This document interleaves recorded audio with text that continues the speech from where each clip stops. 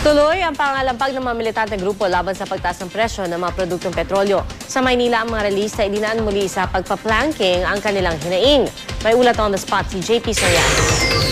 JP?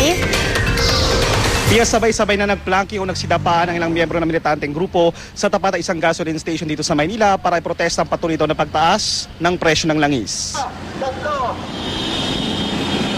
Sa isang bahagi ng kalsada sa tapat ng isang gasolinahan dito sa May Taft Avenue sa Maynila, nagplanking ang ilang kabataang miyembro ng grupong Anak Bayan.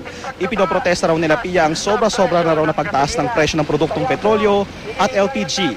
Bitbitin ng grupo piya ang ilang placards na animoy host ng gas pump na sumisimbolo raw sa pagkontra nila sa oil deregulation law. Isinisisi ng grupo piya ang patuloy na pagtaas ng produktong petrolyo at LPG sa kakulangan daw ng aksyon ng gobyerno para tugunan ang pangunahing pangangailangan ng publiko. Direkta rin sinisi ng grupong Anak Bayan si Pangulong Noynoy Aquino dahil mas pinagtutuunan pa raw nito ng pansin ang impeachment ni Chief Justice Renato Corona.